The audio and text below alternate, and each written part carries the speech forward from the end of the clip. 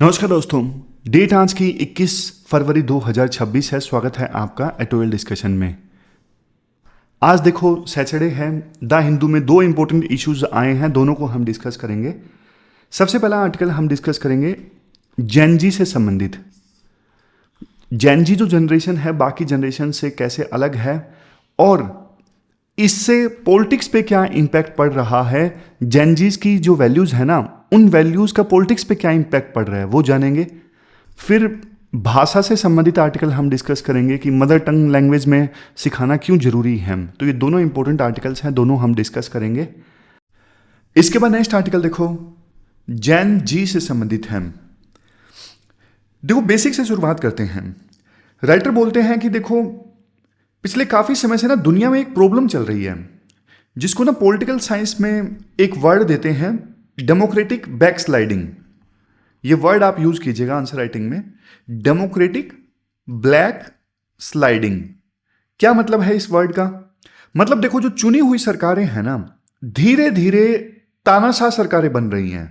आप अलग अलग देशों में देखोगे जो इंस्टीट्यूशंस है ना, जैसे इलेक्शन कमीशन हो गया, जुडिशरी हो गया, ये कमजोर हो रहे हैं और लोग जो हैं धीरे धीरे विभिन्न देशों में निराश हो रहे हैं। लेकिन इस निराशा के बीच में एक नई उम्मीद आई है और वो उम्मीद क्या है? वो उम्मीद है जेनजी। वो उम्मीद क्या है? जेनजी। कौन है ये जेनजी वाले लोग? आप में से ज्यादातर लोग जेनजी वाले हो। ये वो लोग हैं जिनका जन्म देखो 1997 से लेके 2012 के बीच में हुआ। वैसे लाइटर नोट पे आपको एक चीज बताऊं, मुझे याद आ गई। मतलब कहीं तो मैंने देखा था, किसी ने पूछा कि भाई जेनजी क्या है, तो कहता है यार जेनजी सुनते तो बहुत हैं यार, ये जेनजी पता नहीं क्या है। तो क्या कहीं ये एलजीबीटी टाइप तो नहीं है कुछ ये? तो इतनी हंसी आई। मतलब यार हम सब लोग तो देखो थोड़ा टच में रहते हैं करंट इश्यूज के, अपने को तो पूरी नॉलेज होती है, लेकिन एक आम आदमी से पूछोगे ना तो उसको कई बार जेनजी का मतलब नहीं पता होगा कि हाँ भाई किन्हें कहते हैं। हेडिंग हेडिंग कुछ लोग देखते हैं, टीवी में हेडिंग देख ली, न्यूज़पेपर में, न्यूज़पेपर तो ज़्यादातर लोग पढ़ते ही नहीं हैं, तो नहीं पता होता सबको। चलो खैर, लाइटर नोट खत्म। तो जेनजी आप समझ गए ना। अब देखो ये जो जेनजी वाले लोग हैं ना, कुछ लोगों को लगता है कि ये सिर्फ रील्स देखते हैं और पॉलिटिकली जो है पूरी तरह से डिसएंगेज्ड हैं। लेकिन देखो इन्होंने ना हमारी सोच गलत साबित कर दी। कैसे? आप बांग्लादेश देखो, 2024 में बांग्लादेश में क्या हुआ, 2025 में नेपाल में क्या हुआ। यहां पे ना जेनजी ने ना अकेले पूरी सरकार हिलाकर रख दी। उनका मुद्दा क्या था? उनका मुद्दा था करप्शन, उनका मुद्दा था ट्रांसपेरेंसी, उनका मुद्दा था अकाउंटेबिलिटी। और सबसे बड़ी बात, इन दोनों देशों में जो जेनजी लोगों ने प्रोटेस्ट किया, वो देखो प्रोटेस्ट पूरी तरह से एपिसोडिक थे। मतलब प्रोटेस्ट ऐसा नहीं कि लगातार चलते रहे, नहीं। प्रोटेस्ट अचानक से हुए, बड़ा इंपैक्ट लेके आए और बाद में सभी लोग अपने अपने जैसा काम पहले कर रहे थे वैसा ही काम वो उन्होंने करना स्टार्ट कर दिया। लेकिन आप ना जेनजी वाले प्रोटेस्ट को ना कंपेयर करो पुराने प्रोटेस्ट से। जैसे ओकुपाई वॉल स्ट्रीट मूवमेंट चली थी 2011 में यूएस में, ये इनकम में इनइक्वालिटी के अगेंस्ट थी। फिर अरब स्प्रिंग 2010 के शुरुआती सालों में हुई थी, 2011-12, मिडिल ईस्ट में थी और डिक्टेटरशिप के अगेंस्ट थी अरब स्प्रिंग। फिर ब्राजीलियन स्प्रिंग, ये 2013 में हुई थी और ये भ्रष्टाचार के विरुद्ध थी। तो राइटर बोलते हैं अगर देखो जेनजी के प्रोटेस्ट को इन पुराने प्रोटेस्ट से कंपेयर करें ना, ये जो पुराने प्रोटेस्ट है ना, ये देखो हेडलाइंस में तो आए, लेकिन इन प्रोटेस्ट का ना सरकार की पॉलिसी पर कुछ खास फर्क पड़ा नहीं। लेकिन जेनजी के जो प्रोटेस्ट थे ना, इन्होंने सडन इंपैक्ट दिखाया बांग्लादेश में भी और नेपाल में भी। इसके बाद राइटर बोलते हैं आप ना जेनजी लोगों की साइकोलॉजी समझिए। मतलब देखो हर जनरेशन जो आती है ना, उसके अपने एथिक्स होते हैं, उसकी अपनी वैल्यूज होती हैं। तो ये जो जेनजी लोग हैं इनका भी जो वर्ल्ड व्यू है बहुत यूनिक है। क्या वर्ल्ड व्यू है इनका? राइटर तो देखो एक चीज बोलते हैं, उनकी अपनी राय है राइटर की।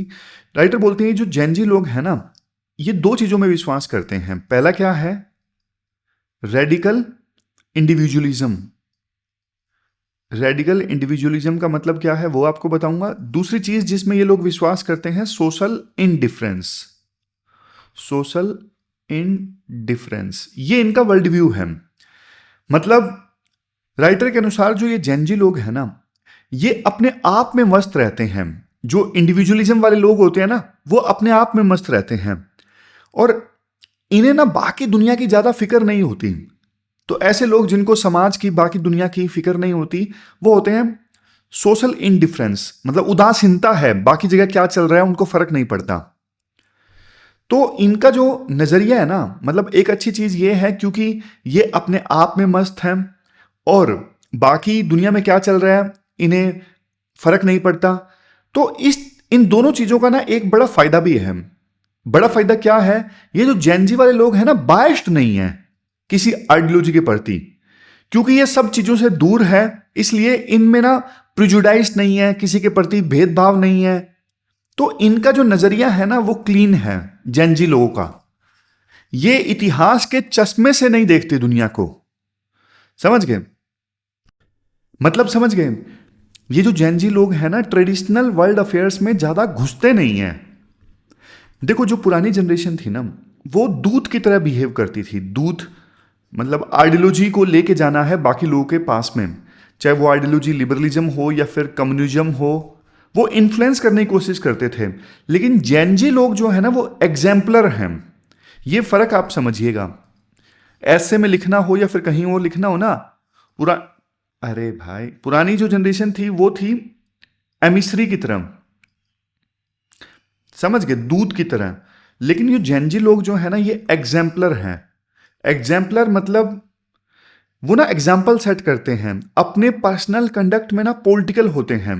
वो आइडियोलॉजी में विश्वास नहीं करते, लिबरलिज्म या फिर कम्युनिज्म, वो प्रैक्टिकल लाइफ में बिलीव करते हैं। और उन्हें ना किसी का ज्ञान सुनना भी पसंद नहीं है कि हाँ भाई हमें कोई प्रीच करे, नहीं। एक्शन में बिलीव करते हैं कि भाई खुद करेंगे ना, चेंज लाएंगे तो हमें कुछ करना पड़ेगा, उस चीज में ये लोग विश्वास करते हैं। समझ गए? फिर राइटर ये बोलते हैं जो मतलब और दो तीन चीजें और बोलते हैं जेनजी लोगों की साइकोलॉजी के बारे में। जो जेनजी लोग हैं ना, ये दुनिया के ऊपर ना मोरल जजमेंट्स पास नहीं करते और इवन फेस टू फेस जो मीटिंग्स हैं वो भी अवॉइड करते हैं। जैसे मान लो किसान प्रोटेस्ट हुआ, किसान प्रोटेस्ट एक औपचारिक ढंग से प्रोटेस्ट चला था, लीडर्स थे और काफी समय तक सड़कों पे लोग रहे। लेकिन जेनजी लोग अगर प्रोटेस्ट करते हैं ना, फेस टू फेस बहुत कम प्रोटेस्ट करेंगे। जेनजी लोगों का प्रोटेस्ट आप देखोगे लीडरलेस, और एकदम से इकट्ठा हो जाएंगे, एकदम से प्रोटेस्ट हो जाएगा, एपिसोडिक चलेगा, अचानक इरप्ट होगा, डिमांड पूरी करते ही सारे गायब हो जाएंगे, पता ही नहीं लगेगा कौन लीडर कौन कैसे। समझ गए? तो ये जो जेनजी लोगों का प्रोटेस्ट का जो तरीका है ना, कि इकट्ठा होते हैं वर्चुअली और एकदम से आते हैं, डिमांड जब तक पूरी होती है गायब हो जाते हैं। तो इनका नया तरीका है, अनप्रेडिक्टेबल है और विभिन्न देशों की सरकारों को इनके तरीके से डर भी लगने लगा है। फिर राइटर बोलते हैं सबसे क्रिटिकल पॉइंट पे हम आते हैं। सबसे क्रिटिकल पॉइंट ना मेंटल हेल्थ से संबंधित है। एक सेकेंड, ये देखो मेंटल हेल्थ से संबंधित। देखो आजादी के बाद ना अभी तक की सबसे ज्यादा कॉन्फिडेंट जनरेशन है जेनजी वाली जनरेशन। लेकिन ना ये सबसे ज्यादा परेशान जनरेशन भी है। क्यों? दो रीजन है। पहला reason sustained democratisation. Sustained democratisation मतलब इन्हें ना खुद को एक्सप्रेस करने की ना बहुत ज्यादा आजादी मिली है। दूसरा ये इसलिए परेशान है क्योंकि इकोनॉमिक अपॉर्चुनिटीज जो हैं वो देखो कम होती जा रही हैं। जॉब्स जो हैं पॉपुलेशन के हिसाब से नहीं बढ़ पाई हैं, मारामारी है जॉब की। इसलिए जो जेनजी जनरेशन है ना वो सेल्फ इंट्रोस्पेक्शन करती है, वो थेरेपी को नॉर्मल मानती है, काउंसलिंग को नॉर्मल मानती है। पुरानी जो जनरेशन्स थी ना उनके लिए काउंसलिंग, थेरेपी ये सब टैबू था। लेकिन आज की जो जनरेशन है वो अपने इमोशंस को दबाती नहीं है, इमोशनल ट्रामा को दबाती नहीं है, ना ही टॉक्सिक मस्कुलिनिटी जैसी जो चीजें हैं वो आने वाली जनरेशन्स को पास करती हैं। तो ये फर्क है पुरानी जनरेशन में और जेनजी जनरेशन में। और देखो न्यूयॉर्क टाइम्स में ना हाल ही में एक रिपोर्ट छपी थी, एक ये बात भी आपको बता देता हूं। न्यूयॉर्क टाइम्स में हाल ही में एक रिपोर्ट छपी थी जिसमें यह बोला गया कि देखो सिर्फ अनएम्प्लॉयमेंट यूथ ही नहीं बल्कि जो जॉब करने वाले लोग हैं ना, वो भी मेंटल डिस्ट्रेस में है काफी ज्यादा आज के समय में, जेन जी जनरेशन वाले। इस चीज का जो असर है ना फिर उनकी पॉलिटिक्स पे भी पड़ता है। इस चीज का असर उनकी पॉलिटिक्स पे भी पड़ता है। मतलब एकदम से प्रोटेस्ट होते हैं, जेन जी जनरेशन वाले इकट्ठा होते हैं। उसका एक मेजर रीजन ये भी है कि वर्क प्लेसेस पे वो कैसा फील कर रहे हैं, समझ गए। फिर लास्ट पॉइंट राइटर देते हैं कि जो ये जेन जी जनरेशन वाले हैं अपनी आइडेंटिटी कैसे बनाते हैं। जवाब है इसका कंजम्पशन से और मार्केट से। ध्यान से सुनिएगा, लास्ट पॉइंट है, ध्यान से सुनिएगा। एक सेकेंड, हाँ अब ठीक है।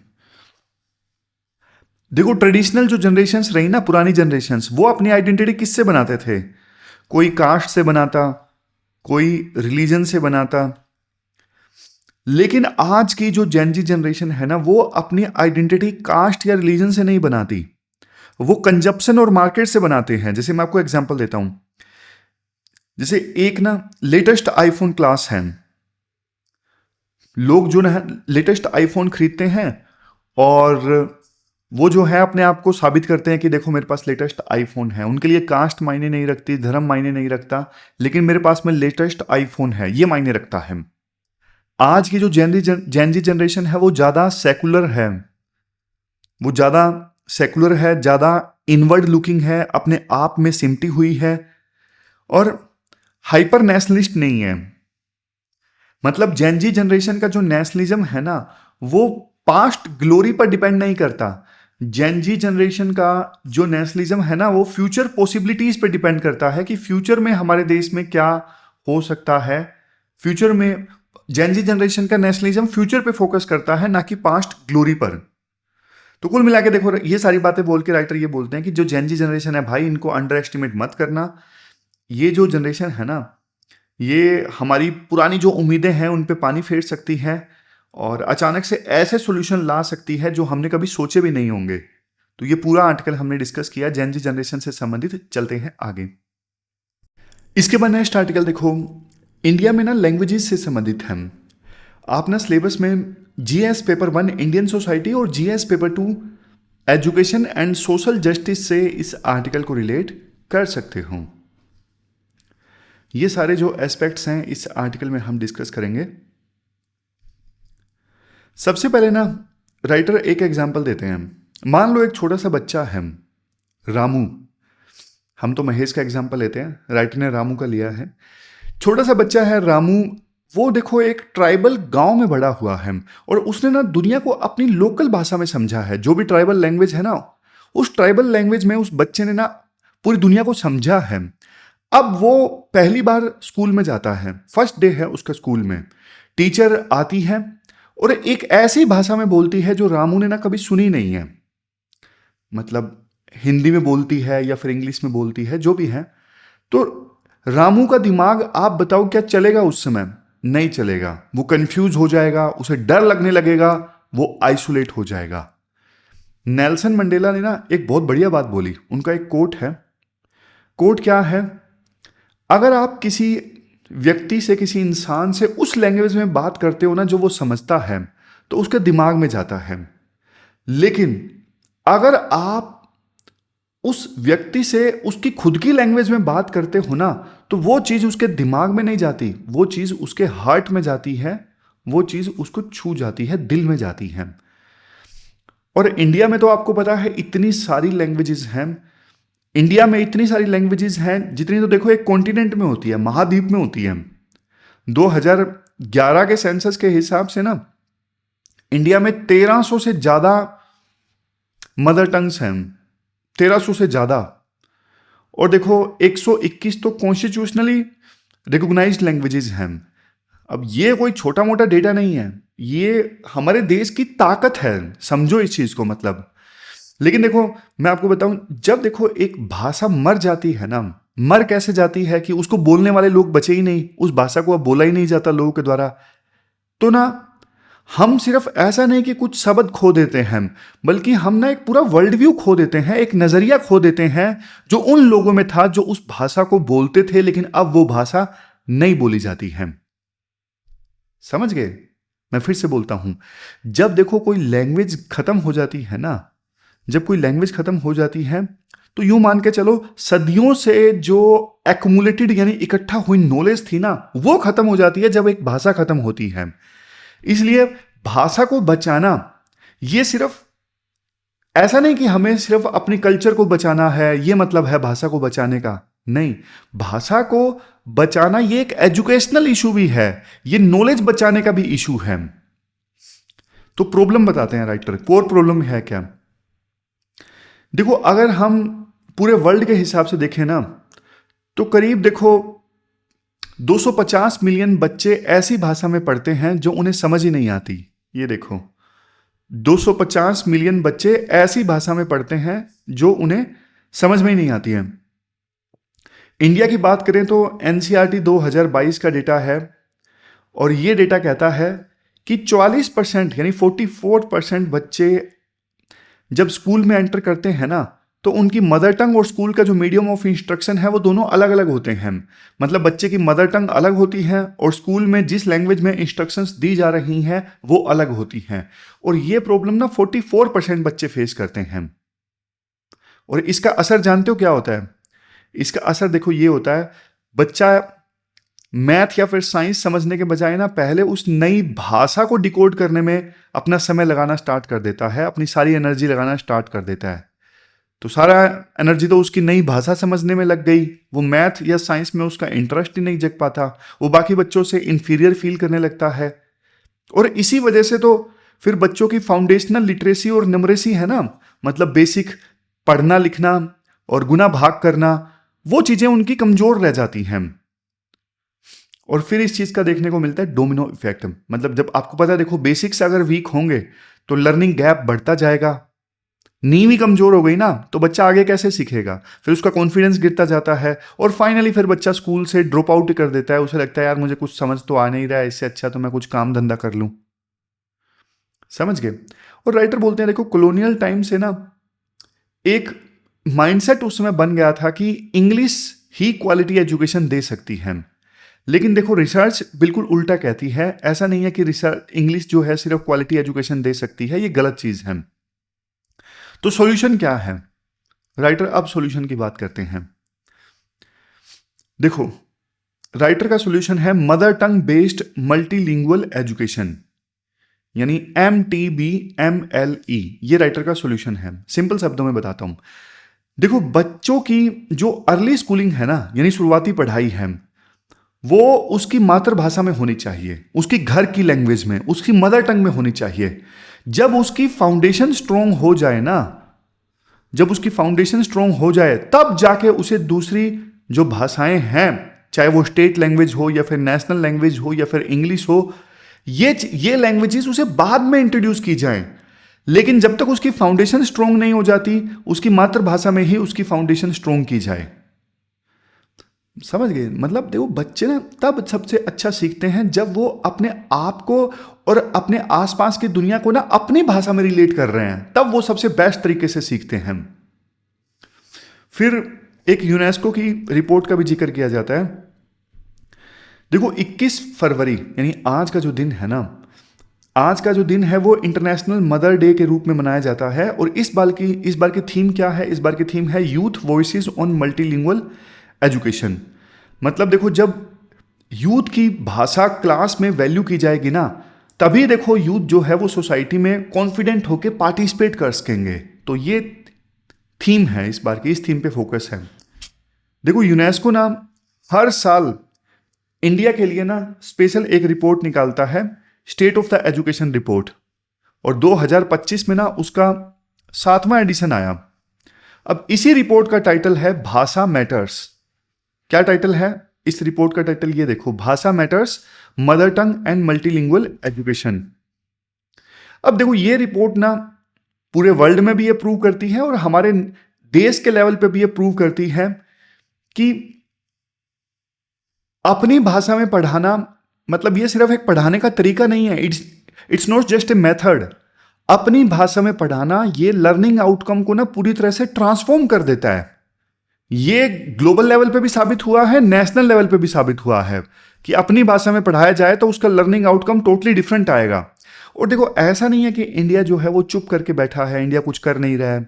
हमारा जो नेशनल एजुकेशन पॉलिसी 2020 है ना, अब इस पॉलिसी ने देखो सीधा सीधा कह दिया है कि अगली जो एजुकेशन है बच्चे की वो होम लैंग्वेज में या फिर मदर टंग में होनी चाहिए। फिर देखो जो नेशनल करिकुलम फ्रेमवर्क 2022 और 2023 है ना, नेशनल एजुकेशन पॉलिसी को ना ग्राउंड लेवल पे उतारता है। मतलब नेशनल एजुकेशन पॉलिसी का जो विजन है ना, वो टेक्स्ट बुक में उतारता है ये नेशनल करिकुलम फ्रेमवर्क। फिर राइटर ना दो मॉडल्स के बारे में बताते हैं, एक उड़ीसा का मॉडल है, एक तेलंगाना का मॉडल है। अब उड़ीसा आपको पता है एक ट्राइबल रिच स्टेट है, वहाँ पे ना एक बहुत बड़ा मल्टीलिंगुअल एजुकेशन प्रोग्राम चल रहा है। और ये जो प्रोग्राम है ना, ये वहाँ के 17 डिस्ट्रिक्ट्स में चल रहा है और 21 जो लैंग्वेजेस है ना वो यूज़ की जा रही हैं, 21 ट्राइबल लैंग्वेजेस। अब इसकी वजह से ना करीबन करीबन 90,000 बच्चों को फ़ायदा मिल रहा है। रिजल्ट क्या हुआ, ड्रॉप आउट्स बच्चों के कम हो गए, लर्निंग आउटकम इंप्रूव हुई। फिर तेलंगाना का मॉडल है, इन्होंने ना टेक्नोलॉजी का सहारा लिया। जो प्लेटफॉर्म है ना दीक्षा प्लेटफॉर्म, डिजिटल इंफ्रास्ट्रक्चर का सहारा लिया जाता है नॉलेज शेयरिंग के लिए। ये जो दीक्षा प्लेटफॉर्म है, इस प्लेटफॉर्म पे ना इन्होंने लोकल लैंग्वेजेस में डिजिटल मटेरियल अपलोड किया ताकि वो बच्चे जिनकी मदर टंग अलग है वो डिजिटल मटेरियल का कम से कम फायदा उठा सकें। फिर एक बड़ा सवाल देखो ये आता है कि हमारे देश में तो 1300 भाषाएं हैं। अब 1300 भाषाओं में किताबें या फिर टीचर्स कहाँ से लाएं हम। अब यहाँ पे काम आती है 21वीं शताब्दी की टेक्नोलॉजी, 21वीं शताब्दी का एआई। यूनेस्को की रिपोर्ट भी यही बोलती है कि देखो ये जो नए नए टेक्निकल सॉल्यूशंस है ना, इनका यूज किया जाना चाहिए।